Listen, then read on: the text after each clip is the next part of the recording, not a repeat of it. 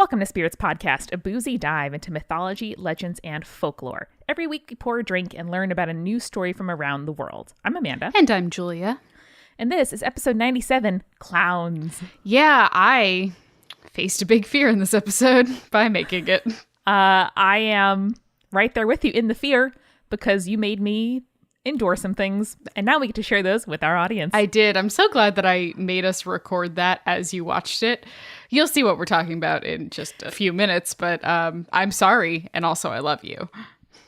You know who does not have a debilitating fear of clowns? Is it our new patrons? Sarah, Aim, Taylor, and Betty? Yes, and our supporting producer level patrons who may get a little tickle down their spine when they see a clown, but they can overcome it.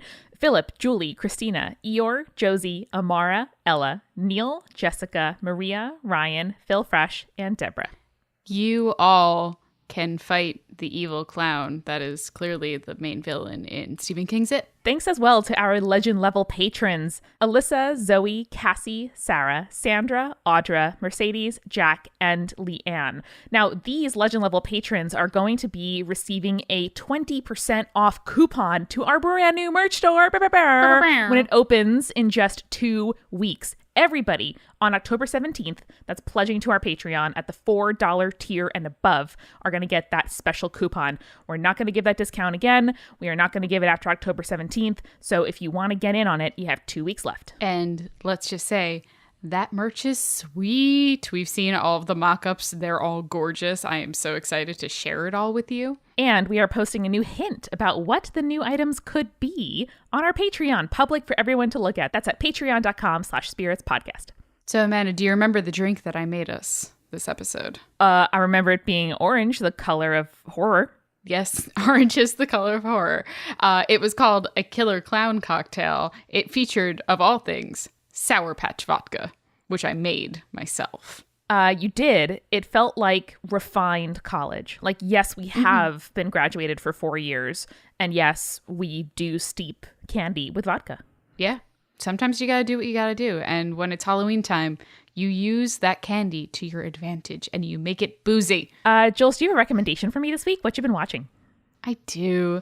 Jake and I have been watching a Korean comedy/drama called Oh My Ghost on Netflix. Good. It is wonderful. It is genuinely one of the best shows I've ever seen in my entire life. There are only 13 episodes of it. They're all over an hour long, which is wonderful.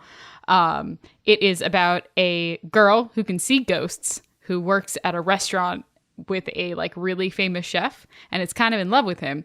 She gets possessed by a ghost who helps her make the chef fall in love with her. It's amazing. It's so good. I love it. Do you know what else I love? What?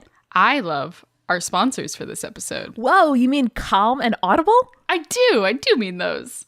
Can you go to calm.com/spirits for 25% off a Calm premium subscription? I'm pretty sure you can. Can you go to audible.com/spirits or text spirits to 500-500 for a 30-day free trial and a free book? You absolutely can. I know that one. And can you come see Spirits live in Brooklyn on October 14th at Brooklyn Horror? Yes, it's so easy to do all of those things. What? Well, only easy if you live in or around Brooklyn, but you should come if you do those things. And I lost my momentum on the hype train here, but we also wanted to thank David Shields, one of our listeners, for sending us 2 bottles of beer that he brewed for his brother's wedding, and some stickers and a beautiful card. They are so lovely. And if you want to send us any kind of gift, card, postcard from your travels, maybe some booze, maybe your favorite liqueur that's locally produced and we can't get here in New York City, I'm just giving you ideas. You can. Our P.O. Box address is Multitude, P.O. Box 3241, Astoria, New York 11103. That's also on our website, spiritspodcast.com, in the contact page. It's super easy to find in case you don't want to rewind and hear our voice say it multiple times. You know, it's really just up to you. But regardless, enjoy Spirits Podcast episode 97, Clowns. Clowns. So, Amanda. Yes. When I was 4 years old, okay, I have a very distinct memory. Okay. I remember coming downstairs kind of late one night, and my dad was watching TV. Mm-hmm. He was watching a movie on TV. Yeah. And I distinctly remember watching a balloon on the screen pop, a man getting covered in blood, and then a clown laughing and screaming. Julia, and we wonder why you are the way you are. Which, like, okay, in hindsight, I was a 4-year-old and I probably shouldn't have been watching Stephen King's It. Yeah, but like, then would you be the person you are today? Maybe. Probably not. Maybe. But also, Tim Curry is terrifying in that series. Yeah, but have you seen it? Scars? No, babe. Oh, we're going to, listeners, I'm going to have Amanda live pull up right now the trailer for Stephen King's It, the original, like, 1994 TV series, I want to say. Okay. Well, gonna mute that volume because copyright. All right, 2 minutes long. Kids walking through a thing. Very 90s. Okay, a library or a school, maybe. Got a black and white photo. Probably those kids are dead now. On a boxcar. Aw. All right, too much childhood idyllicness. Someone's gonna die. Oh, someone's throwing a rock. Please don't do that. Oh, wait, I just realized I should have you watch the first scene. That's even better. All right, I have Googled Stephen King, It, opening scene. Okay. We have a cute little babe. Don't go downstairs, baby. That's where sad things are. My grandma's basement was like this with like the unfinished stairs. And also immediately when you open the basement door, just everything that's unchild safe, like cleaning supplies, nails, hammers. Wax in this case. Oh, is that what he has? Yes. Oh, no. Don't do that. So this is Georgie. He is the main character of the story, which is basically a Stephen King insert. That's his younger brother. Okay, so the baby has like a adorable Paddington-style yellow raincoat on. He does. And this boy used some glue to what, like make him a paper hat or something? Or it is a boat, and he used like liquid wax so that it doesn't. It's a paper boat. Cute. Because he's gonna go outside and use the boat in the rain, like you do when you're a child in the 60s. I mean, what else was there to do? Or 70s. I don't remember how old these kids are supposed to be. This boy looks beleaguered. Oh, nice. That boat's doing pretty well. Going down a curb in the rain. I'm going to have you, for the scene, turn the volume on because you need to hear Tim Curry's horrifying thing. Some very sharp piano music. Don't like this one bit. Oh, ducking under a barricade. Don't do that. Uh-oh. Oh, no. Not his boat. Going down a different barrier. Child. Oh, Georgie, no. Oh, down the storm drain. Oh, no. Does the clown come from the storm drain? Oh, no. Oh, God. No. His eyes are so bloodshot. A balloon. Yeah, Georgie, don't take stuff from strangers. I'm getting actually nervous. I'm not even watching this. I'm just watching you watch it. I'm just like, oh, no. This is such a, like, classic clown. Also, the fact that he's a bald spot is terrifying. Mm-hmm. Oh, no. Oh, Georgie, don't reach in. Oh, no. It's just a boat. You can make a new one. Your brother had so much wax. So much wax. I wonder how many hours of makeup Tim Curry had to do. It depends on which version of the makeup he's in. Because there's two versions of Pennywise. Man, this clown is saying this kid's name 15 times too many. About right, yeah. They need you Don't reach! They need you to know Georgie's name very early on. No! Fuck! Yeah. That was a, like, yellowish dog teeth mouth. The kid dies? Yeah. Julia? Yeah. It's even worse in the remake, because you watch him get his arm bitten off. Yikes. Yeah, it's bad. What's the point of this? Because now picture Julia, 4-year-old Julia. Yeah. Just watched that scene. Bad. Yeah, not good. Definitely not good. I like to think of myself as a rational person. But probably one of my biggest irrational fears is clowns. That was why I had to watch that? Yes. So you understand why I have a fear of clowns. Okay. But actually, I'm not the only one, Amanda. According to a poll that Vox Media put out, more Americans are afraid of clowns than they are of climate change, terrorism, and death. Okay. Which is kind of fucked up, but like also I can't blame them. No, I'm one of I those understand, people. yeah. From the poll, out of 2,000 Americans, 42% of those surveyed said that they were afraid of clowns, and people between 18 and 29 were the most freaked out of clowns, with 1 in 3 claiming that they suffered from coulrophobia, which is the irrational fear of clowns. I mean, it's not irrational if Tim Curry's going to come eat you from a storm drain. I know, right? Yeah. Jesus, I love Tim Curry. He's a fantastic actor. Yeah. I just I'm a little bit afraid of him. Yeah. Just like normal Tim Curry now because of this movie. Yeah, the shot with the teeth really did it for me. It's real bad. But I think in order to figure out how we got to this idea of the creepy clown, as I just made you watch, we need to understand the origin of the clown in general. Oh.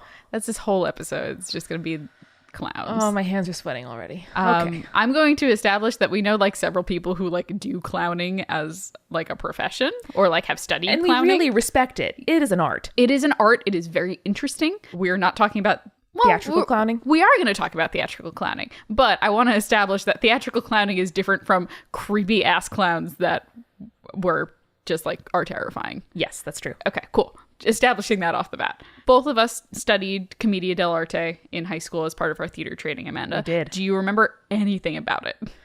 Well, my first show I worked on was called Scapino, which is a farce about the Italian trickster character, Scapan. And it was very fun, and clowns were there for comedic relief. And there were some types. That's about all I got. Okay, great. We're going to talk about those types. All right.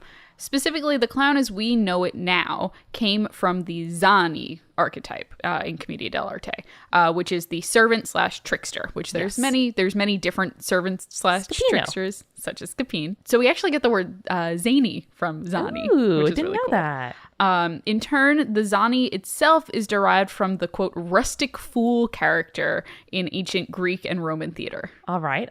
They were defined by childish characteristics and the idea that they were often dressed in peasant clothing or else ill-fitting garments. Right, which is like the potato sack shirt that you see these folks wearing. Mm-hmm. The actual word clown didn't appear until 1560, and at that point it meant rustic or peasant. Okay. And it may have come from the Scandinavian word for clumsy. We're not entirely sure.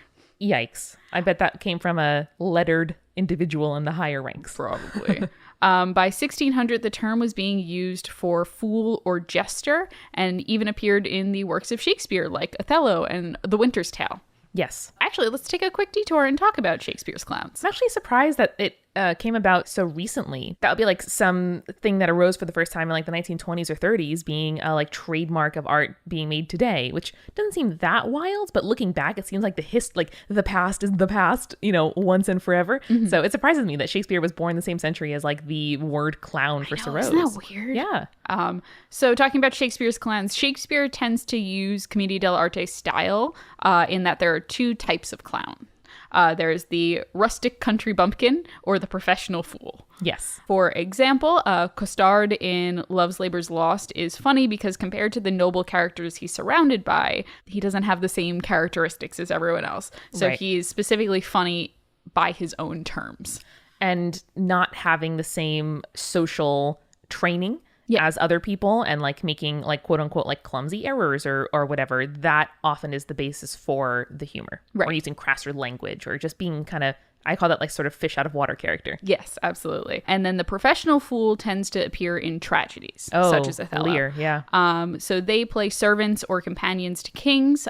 They're often known for wordplay, insults, and are the tricksters and deceivers. Yes.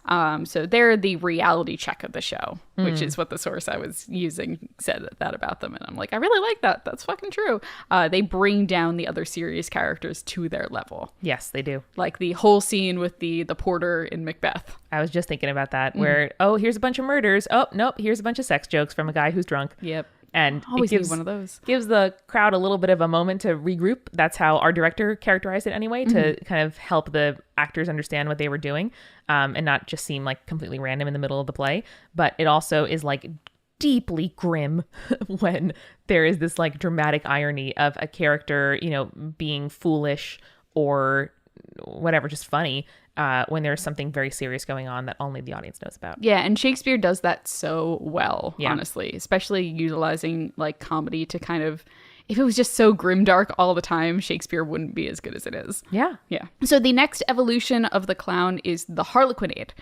which developed in England also in the 17th century. Mm-hmm. This was specifically a slapstick adaptation of Commedia dell'arte themes and focuses on 5 specific characters. The Harlequin, which is a traditional Zani type character. Interestingly, all of the characters in Harlequinade are some form of trickster character. Huh. I mean, they're the best. Yeah. There's Columbine, who is the love interest and sometimes is basically the female version of the Harlequin. Okay. There is the Pantaloon, which is the Columbine's greedy father who wants to separate the lovers. That I remember from Commedia dell'arte. The Pantaloon is assisted by the clown and the servant Perrault, who pines after Columbine himself. Right. Perrault in particular is a really interesting archetype because he's the basis of sort of like the sad clown character that shows up later on. And I should say that one of my uncles is a huge fan of Cirque du Soleil and has seen lots and lots and lots of their productions and taken Connor and me to a few as well. And they make really effective use of clowning, like beautiful, silent, like pantomime style clowns. They adapt them to different productions. They kind of roam the audience. Like, it's super effective. I super, super get it. Also, the sad one creeps me out. Yeah, I get it. It's because they just look so sad and melancholy. We're going to talk about why clowns are creepy later. I have a whole section on the psychology of why clowns are creepy. Let's reap the Band-Aid. Let's just do it. So up until this point, the clown had only really been in plays, even if they were comedies or slapstick like the Harlequinade. But they extended to the circus clown during the 19th century. Clowns were added to the modern circus because the circus originated as equestrian shows, and owners wanted to keep their audience amused in between performances. Did not know that. Yeah, isn't that interesting? Yeah. I'm actually reading a book right now called Highbrow, Lowbrow. Did I mention this on Spirits already? I think you might have, but please continue. Yeah, I think I might have mentioned it in a pre-roll. It talks about how Shakespeare was like entertainment for the people. Early on, and like in Boston, there were like 45 different productions happening one season or some crazy number like that. But there was often farcical type entertainment that happened between the acts of the show, even to kind of like keep the populace entertained. And it was this kind of like increasing, like quote unquote, like, I don't know, cheapening of the like high A art that made people take Shakespeare back, like make intellectuals take Shakespeare back and say like, no, this is how you properly appreciate, this is how you properly, act during a performance as an audience member, and just kind of police people's like bodies and needs and entertainment. So it sounds like this is kind of part of a similar trend where they're sort of taking like a highbrow form and adding lowbrow entertainment, as it were, to keep the audience there and paying. But I mean, I think Commedia dell'arte has always been like lowbrow comedy. For sure. Like working people comedy. Yeah, and like the Harlequinade was slapstick. So that's like very much like the Punch and Judy kind of style. Yeah. And then even Shakespeare, like you just said, was lowbrow, and the fact that people are trying to claim it back is so many dick jokes. Silly. So many. Clowns were added to the modern circus. The clown as we know it was developed by a man named Tom Belling, who created the Red Clown, or as he called him, Auguste. Okay. He was identifiable by his, quote, lower class persona. This is a common trait that we keep seeing with the formation of the clown. Yeah.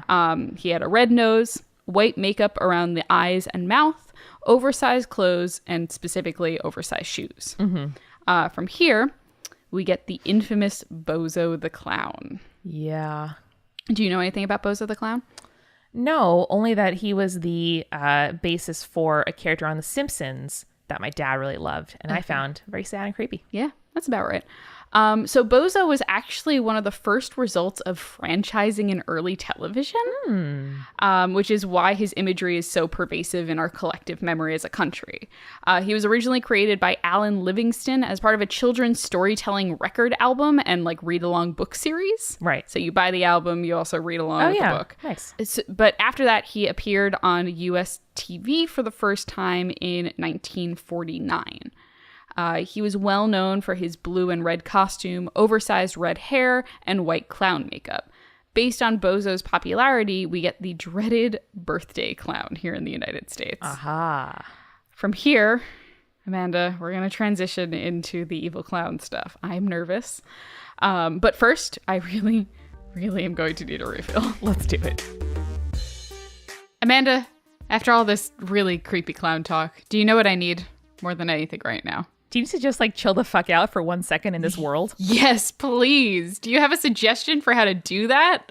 I do. It's one of our sponsors this week, Calm. Now, Calm is an app for sleep, meditation, and relaxation. It is genuinely good, everybody. It is so well done. It has soothing sounds. You can like listen to rain or birds or the sound of a rainforest while you're working. It has sleep stories where people with beautiful Scottish accents tell you a beautiful story, but it's like they're singing you a lullaby to sleep, because actually I've listened to the same one over and over several nights in a row because I fall asleep halfway through and I want to hear the end.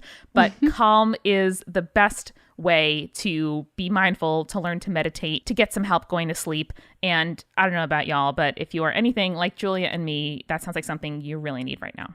Yeah, and if you head to calm.com/spirits, you'll get 25% off a Calm premium subscription, which includes hundreds of hours of premium programs, including guided meditations to help anxiety, stress, focus, and relationships, sleep stories like Amanda mentioned, and so much more. We really love Calm, and we think you will too. So head over to calm.com/spirits. That is calm.com/spirits. One of the best ways to ignore the scary realities around you is by reading a book. And when it is dark and you're under your covers and you don't have a flashlight, or your mom told you it's lights out, you can listen to an audiobook instead. Or if you decide you don't want to sleep that night, you can listen to Stephen King's It on Audible. Yeah, maybe you have been cursed by a witch where if you fall asleep, a monster will get you in your nightmares.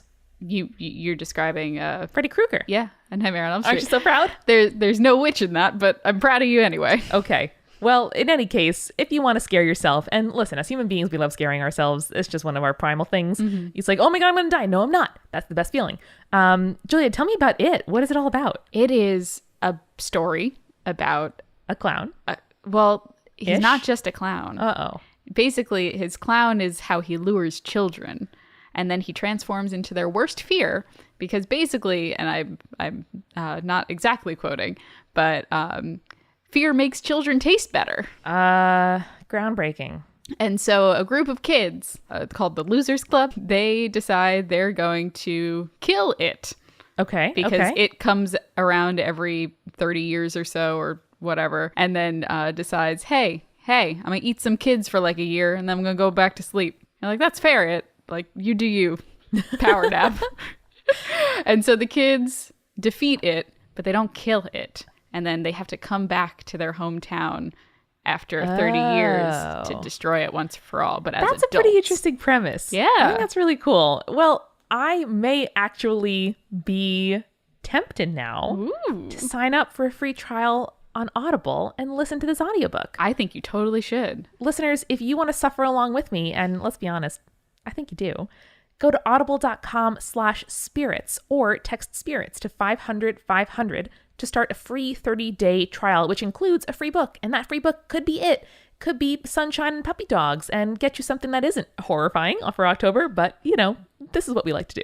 And I highly recommend it because it is a long audiobook. It is a long book. It is a long audiobook, and you will definitely get your money's worth. Yeah, for sure. That is at audible.com/spirits or text spirits to 500-500. We love Audible. Thank you for being a sponsor. And if y'all want to support the show, this is a great way to go sign up and find a new audiobook of your own. And now let's get back to the story. Oh, if we have to. All right, Amanda. Yeah. Creepy clowns. Okay. Let's just try and do this, okay? Listen, I have a drink in hand, and I can do pretty much anything with some spiked mulled cider. That's completely fair. So where did the evil clown character come from? And this is a highly debated topic on the internet. Really? Yeah. Huh. People love creepypastas and scary things and stuff like that. So figuring out where the creepy clown originated is kind of interesting. One of the first examples that is often cited is Edgar Allan Poe's Hop Frog. Do you know that one? I know you know a little bit of Poe. Didn't read that one. So it's about a court jester who is abused by the king he serves, who, quote, seemed to only live for joking and abused the jester for his own amusement. In revenge, the jester dresses the king and his cabinet in costumes saturated in tar and covered in flax for a masquerade, and then lights them on fire and burns them to death. Yikes. Additionally, Leoncavallo's Pagliacci is an opera that features a murderous clown, and it ends in several deaths before the final line, which is La commedia è finita, which is the comedy is finished. Very much appreciate that, blood-soaked narrator man. In La Femme de Tabarin, a clown murders his cheating wife on stage, and as she lays dying, she smears her husband's lips with her own blood. Makes sense. Giving the clown appearance. Yep. So there's a couple of early examples for you. The modern evil clown seems to make its first appearance in, of all places, National Lampoon with Frenchie the Clown. Huh. The character was created by Nick Bakay and illustrated by Alan Kupperberg. Not only was Frenchie evil and bitter because, by the way, the creator said that he was, quote, ever so slightly embittered and pissed off at the world. It is also said that the character, quote, had a way with the ladies, and there are several instances where the character is implied to sexually assault women. Great. Thank you, National Lampoon. A truly evil clown. So actually, the Frenchie the Clown strips were so bad that the magazine's lawyers actually refused to publish several of the strips that were submitted. And it's my understanding that National Lampoon is like an edgy comedy magazine. Yeah, so I mean, like says something that would be objectionable even to the counsel for the magazine. I mean, National Lampoon is infamous for its movie series that featured Chevy Chase pretty heavily. So I think that says something. Yeah. So another theory as to why the evil clown emerged is because of John Wayne Gacy. Do you know who John Wayne Gacy is? I do. Okay, good. I like murders. Good. I will describe it. I don't like murder. Well, yeah, I know what you mean. I will describe it to our listeners in case they don't know who John Wayne Gacy is. Gacy was a serial killer who murdered at least 33 teenage boys or young men between 1972 and 1978 in the Chicago area. He infamously buried several of his victims in the crawl space of its home or somewhere on his property. He is also infamously known as the Clown Killer, because Gacy was a goddamn party clown. He was. I should note that he never did his murders in his clown costume as far as anyone can tell, but, you know, I still don't trust it. Mm-hmm. He was part of a group called the Jolly Joker Clown Club, which was a group that dressed as clowns and performed at fundraising events and parades and sometimes at children's hospitals. Yikes. He went by Pogo the Clown and later Patches the Clown and created his own costumes and taught himself how to do the makeup. One of the more notable things about Gacy's costume is that unlike the rounded mouth makeup that most clowns do, in order to not scare the children, Gacy would do his makeup with sharp points. Yikes. Gacy, after arrested, would state that acting as a clown allowed him to regress into childhood, which, God, there are better ways of doing that, my dude. Listen, if a big part of your life revolves around how to find more people to murder, Yeah, not great. We got some things to work through. I would like you to Google search John Wayne Gacy clown, please, so you can see how creepy it is. Oh, no. Oh, he made paintings of clowns. Oh, even fucking better. Yikes. The super sharp mouth. Yeah. Yeah, it's bad. Oof. Then there was Stephen King's It, which we've already discussed, really. In the novel, it is the monster that feeds mostly on children by luring them with the form of Pennywise, the dancing clown, which you saw. I did. It chooses a form that would scare the children the most because, according to the monster, fear makes children more delicious. So, all good things. It's a very good line, I mean, yeah. Yeah. I think he's more detailed in the book and the movie, but he basically describes it as like aging meat. Yeah. Like it makes it more yummy. It's horrifying, but it's horrifying, yeah. Like, yeah. But like meat consumption can be horrifying at times. I am a carnivore. I will eat whatever you put in front of me. But like the idea of like what we do to meat to make it more delicious is a little scary sometimes. Yeah. This cultural fear has led to several weird urban legends and phenomenon that now that the internet exists, just perpetuate fear through sensationalizing stories about clowns or else starting urban legends about them. For example, there was a woman named Marlene Warren who was murdered in Florida in 1990. Okay. Her doorbell rang, and when she opened the door, a clown was on her doorstep with flowers and balloons. Nope. A moment later, the clown shot her in the face and fled in a Chrysler LeBaron. Nuh-uh. No, please. Warren died 2 days later, and her murder remained unsolved literally until last year. What the hell, man? Where they arrested a woman who apparently was having an affair with Warren's husband at the time, and then married him after Warren died. Oof. Yeah. That's just like, I mean, I get it from a disguise point of view, And also, I suppose walking around the neighborhood, you're not going to look conspicuous. Mm-hmm. But like, damn.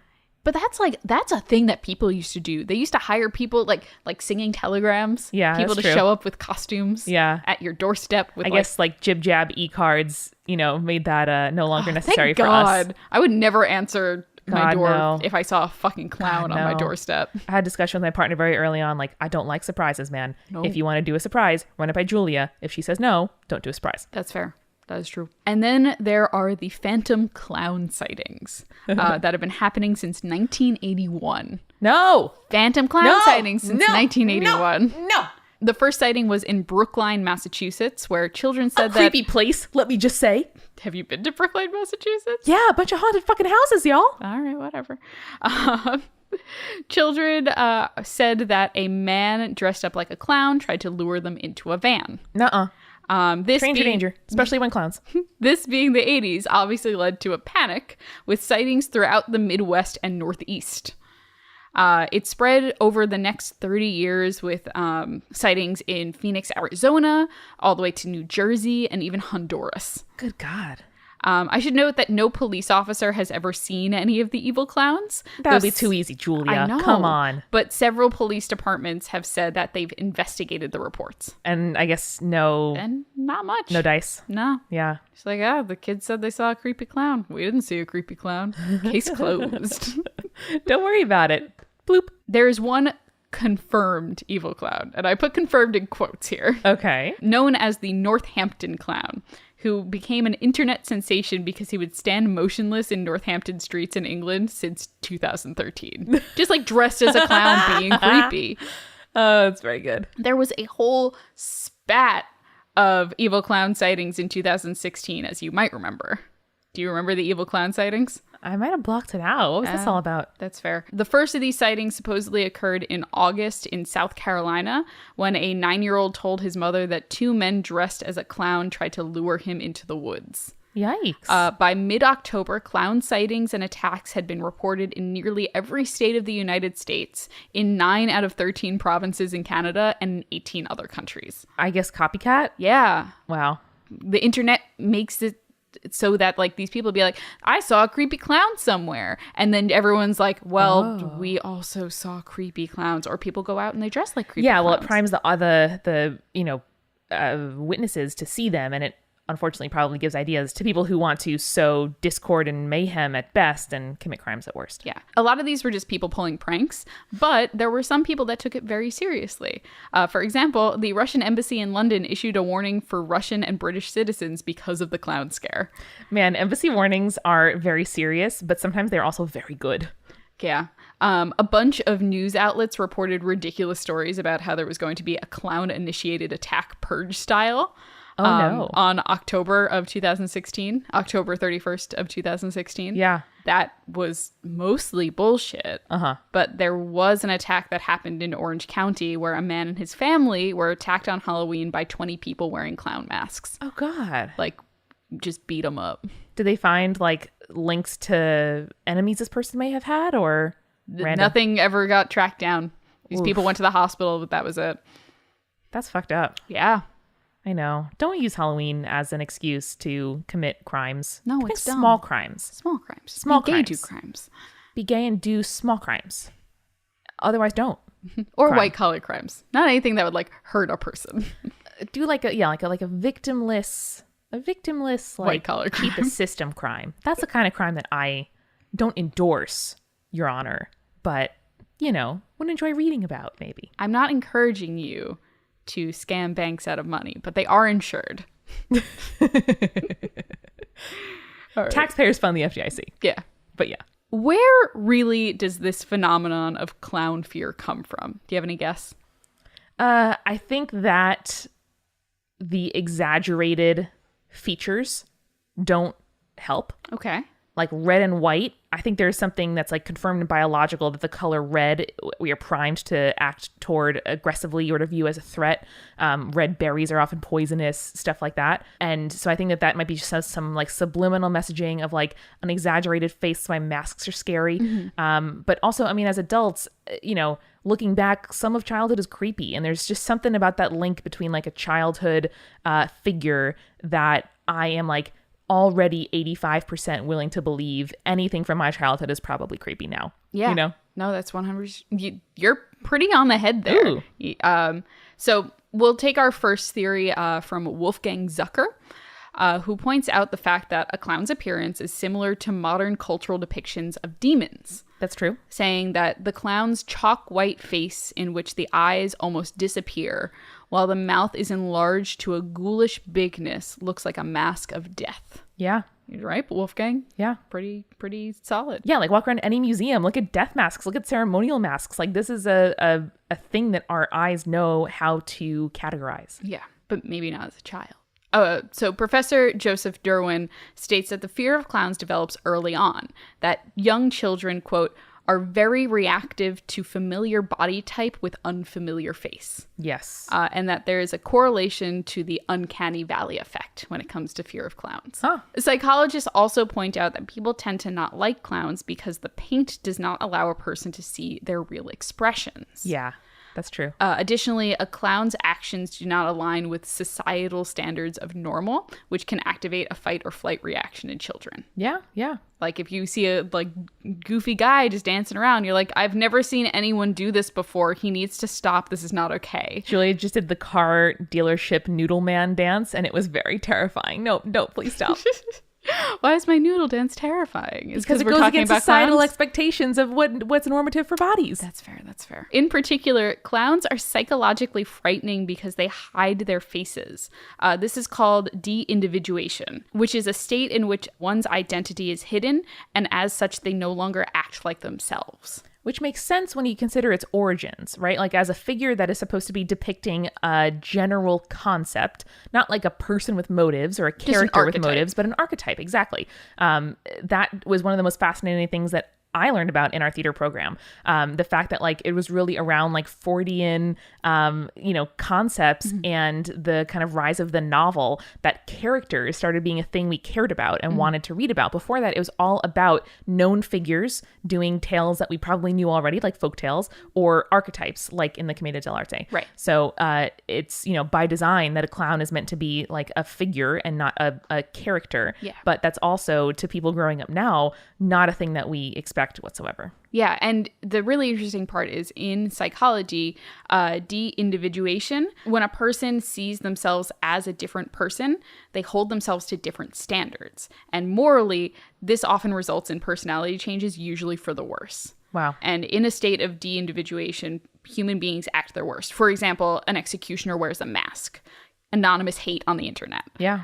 Even famous slasher films, we're talking about that kind of archetype where they are hiding their faces in order to commit these heinous acts. Yeah. And they become exactly a figure or something other and not, a person tied to a background, tied to a moral code, tied to consequences. Right. And I think that's Jake and I made you sit down last Halloween and watch Halloween with us. Yes. And as you can recall, like young Michael Myers puts on that mask, kills people. Yeah. And then he goes to the prison the asylum or the prison or whatever version we're watching. And he, for about 18 years or so, doesn't do a murder. But the minute he starts doing the murder again, it's because he has that mask back on. Yeah. And so it's this idea that they're not just hiding their face because they're committing crimes. They're hiding their face because they're putting on a mask that makes them the killer. Yeah, or gives them that excuse to enable that part of them. Sure. But I don't know. I mean, that really hits home for me. Like I experience in my depression sometimes like depersonalization, which is this effect where you sometimes feel removed from yourself, from your personality, from, like, who am I? Like, who made the choices for me to end up here? Like, what do I believe? What do I like? It's easy to lose touch with kind of those core aspects of your personality. So for me, what helps is like listening to my podcasts, frankly, and like watching my video blogs, which sounds kind of dumb to speak about, but it does help me to just remind me that, this feeling will pass and that there are things in my life that I've chosen for myself that I know I enjoy. And even though I don't enjoy them right now, I will at some point. So this is like an extreme version of that. And reading about people who, suffer from extreme psychological or personality disorders where they get, these effects where they completely forget their old life or extreme personality changes, like it is terrifying for me in a way that clowns are for some people, because just tasting missing a little bit of that effect, I know how scary even that is. Yeah, I completely agree. And this idea that you can become separate, like, from who you are and like potentially commit these heinous acts is why the clown and the clown makeup is so scary, because they don't feel like people anymore. Yeah. Or they feel like people who are capable of something much, much worse than like I could ever commit. Yeah, especially the physical comedy, like falling down and getting back up again. Yeah. You know, at a certain point, bodies don't do that. Yeah. And it is odd. Now that I think about it, it makes perfect sense that watching someone do like a pratfall, you know, that would make a living body probably stay down or get back up and stagger forth, just kind of bounce back. It is unnatural in a way that makes my body go like, no.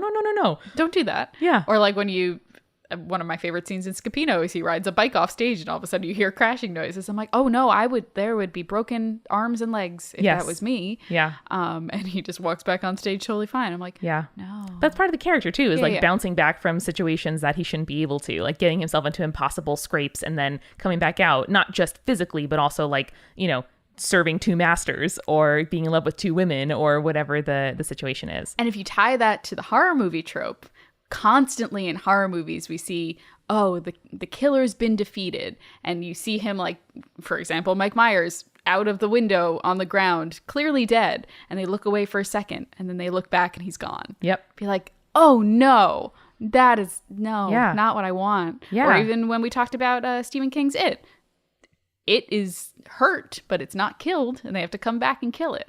Or, and I'm going to go out on a limb here and name a horror movie. Is it the opening scene of Scream with the white mask where the lady's on a phone, the babysitter? Drew Barrymore. Yeah.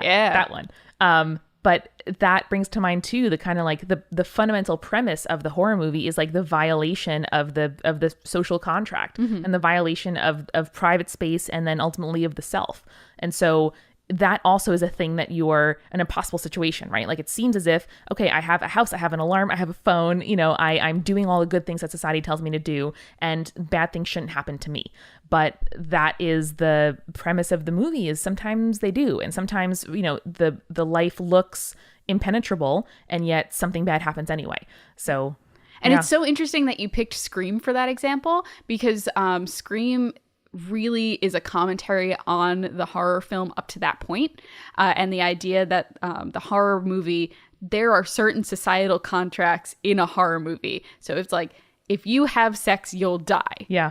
If you are the virgin, you will make it to the end. And the interesting part about Scream is that it fucks with those standards that are set by horror movies. Oh yeah. And it's like, oh well, you did run upstairs, so we do have to kill you now, or something like that.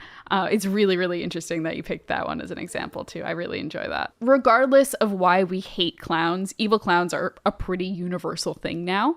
There's about 50 different just evil clown movies that have existed since the 1980s. Wow. Some of the greatest villains and antagonists in pop culture are evil clowns. The Joker from Batman, Pennywise the Dancing Clown, Zeebo the Clown from Are You Afraid of the Dark? Do you remember Zeebo the Clown? Oh no, I think I do. Yeah, no, it's not good. Sweet Tooth from Twisted Metal, the video game. There was even an evil clown wrestler in the 90s called Doink the Clown. Not surprised. You shouldn't be. There's an evil dentist character in wrestling. So we are going to keep being afraid of clowns for the foreseeable future with no indication of it slowing down. If anything, it's probably going to continue going because of the way that the internet is and the way that we can keep perpetuating these scary, like, oh no, there's clowns everywhere and they're ready to kill us and kidnap our children things. Yeah, the internet's very good at going deeper into existing trends. Mm-hmm. So we're somewhat scared of clowns. Well, good luck. Good luck. Here's all of the evil clowns that you could possibly want. Yeah, but, you know, all of these reasons that we've named why clowns are scary are also reasons why actual clowning is a very beautiful and moving art, where being able to evoke emotion and, you know, feeling and plot with your body. Laughter and joy. Exactly. It's, you know, it's a way that people can, like, lose themselves in pure emotion. Mm-hmm. So definitely no disrespect to our friends who study the very physically intense art of clowning. Yeah, it's impressive. Also, I'm scared of Mike Myers now, so thanks. You're welcome. So as we embark on the creepiest of months, remember, listeners, to stay creepy and stay cool. Spirits was created by Amanda McLaughlin, Julia Shafini, and Eric Schneider, with music by Kevin MacLeod and visual design by Allison Wakeman. Keep up with all things creepy and cool by following us at Spirits Podcast on Twitter, Instagram, Facebook, and Tumblr. We also have all of our episode transcripts, guest appearances, and merch on our website, as well as a form to send us your urban legends at spiritspodcast.com. Join our member community on Patreon, patreon.com/spiritspodcast, for all kinds of behind-the-scenes stuff. Just $1 gets you access to audio extras with so much more available too. Recipe cards, director's commentaries, exclusive merch, and real physical gifts. We are a founding member of Multitude, a collective of independent audio professionals. If you like Spirits, you will love the other shows that live on our website at multitude.productions. And above all else, if you liked what you heard today, please share us with your friends. That is the very best way to help us keep on growing. Thank you so much for listening. Till next time.